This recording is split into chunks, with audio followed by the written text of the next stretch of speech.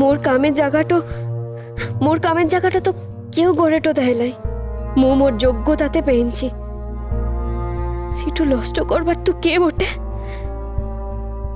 মু কি কোনোদিনের লেগে তোর কামের জায়গাটাতে এমন কিছু করেছি?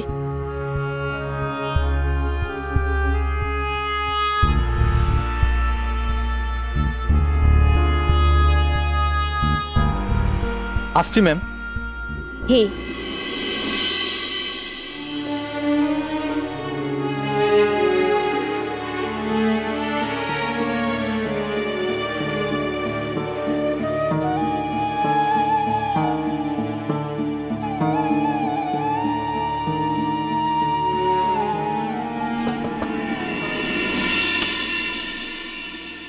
আসতে পারি?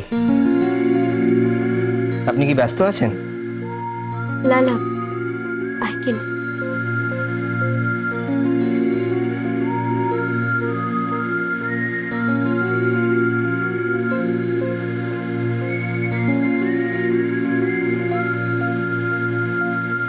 সরি, মু জানি যে সরি বলারও মোর মুখটা লাই, কিন্তু সরি বলাটা ছাড়া মোর মনের ভাবটা কেমন ভাবে প্রকাশ করব সেটা আর বুঝতে তো পারলাম না।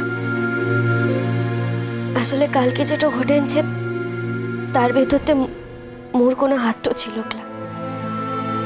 আচ্ছা, আমি ওই পেপারসগুলো সাইন করে পাঠিয়েছিলাম, আপনি নিশ্চয়ই চেক করেছেন। হে, মু একটু অন্য কথাটা বলছি। না, এক মিনিট। ওই কথাটা ওই রাতেই শেষ হয়ে গেছে। আপনি শুধু শুধু কেন আবার ওই প্রসঙ্গটা তুলছেন? লাভ, তবু মোর তো বলাটা উচিত। না না না না, দেখুন, অন্য কারোর কাজের দায় বা অন্য কারোর খারাপ ব্যবহারের দায় তো আপনি নিতে পারবেন না। আপনি একজন স্বাধীন মানুষ, আপনি শুধু আপনার কাজের দায় নিতে পারবেন, তাই তো? না, যে তোকে খারাপ কথাগুলো বলেছে সে তো মোর মরত্ব না। আমি ওইভাবে ভাবি না। আমি প্রত্যেকটা মানুষকে, প্রত্যেকটা ইন্ডিভিজুয়ালকে তাদের আলাদা জায়গা থেকে দেখি আর সেভাবেই ভাবি। তাই আপনার স্বামী আমার সঙ্গে খারাপ ব্যবহার করেছেন বলে আমি আপনার সম্পর্কে যে ধারণাটা রাখি সেটা চেঞ্জ হয়ে যাবে না। ও যে কিসের লেগে এমন কামটা করলো? দেখুন, আমি আপনাকে একটা কথা বলছি, ভবিষ্যতেও হয়তো এর থেকে অনেক রাতে আপনাকে ফোন করতে হতে পারে কাজের জন্যে, কমিউনিকেট করার জন্যে।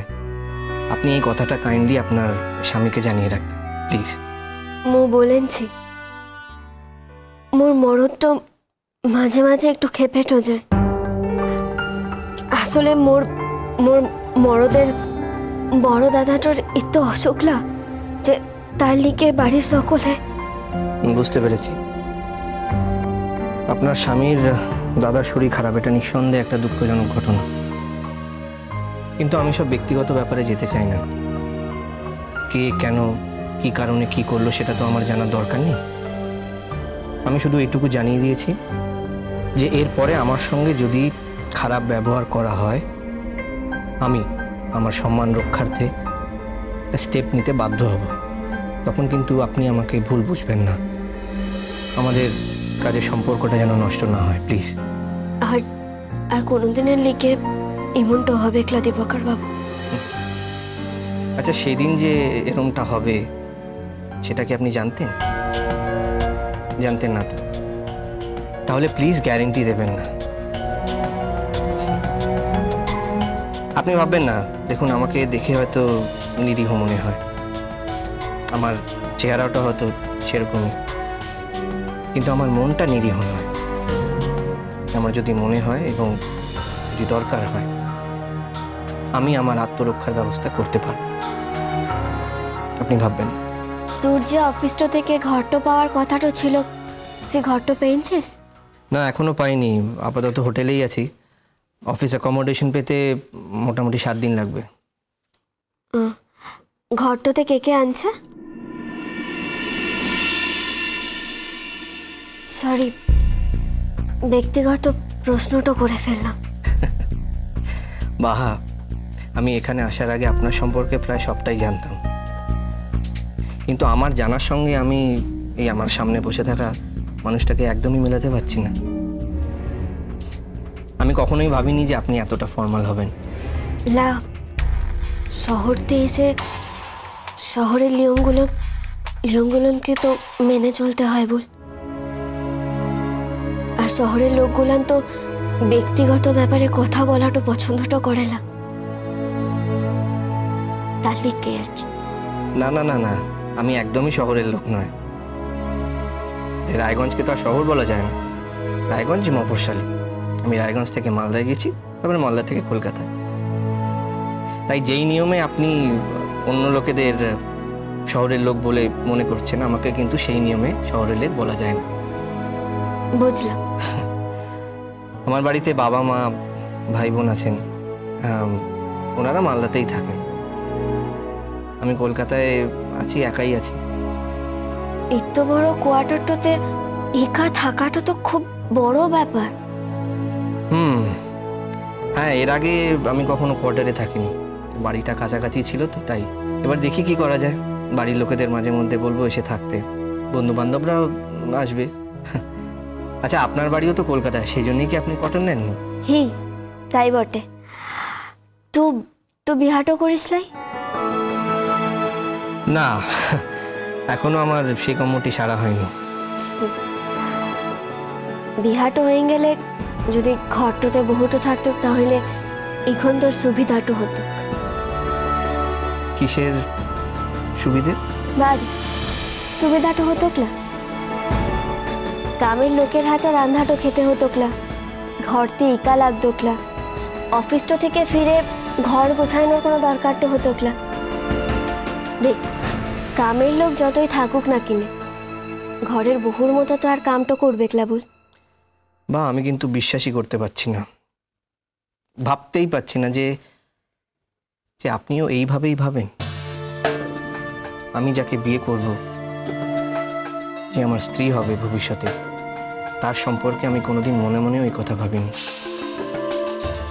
আমি সবসময় ভেবেছি যে আমার স্ত্রী আমার বন্ধু হবে, আমার বাড়ির কাজের লোক নয়। মু কিন্তু সেটা বলতে চাই, যে অফিসের কামটা করতে পারে সে ঘরের কামটাও করতে পারে। মু সেটাই বলতে চাইছিলাম। তা বাদে মুলাই নারী পুরুষের লড়াইটাতে বিশ্বাস করি না, কারণ মু বিশ্বাসটা করি যে মেয়েরা জন্ম থেকে একটু বেশি কাম করার ক্ষমতাটা অর্জন করে। আর যে জন্ম থেকে কাম করার ক্ষমতাটা অর্জন করেন থাকে, তারপর তো কারোর কোনো হাত চলাইব। যে যত বেশি ক্ষমতাটা অর্জন করবে, সে তত বেশি কামটা করবে।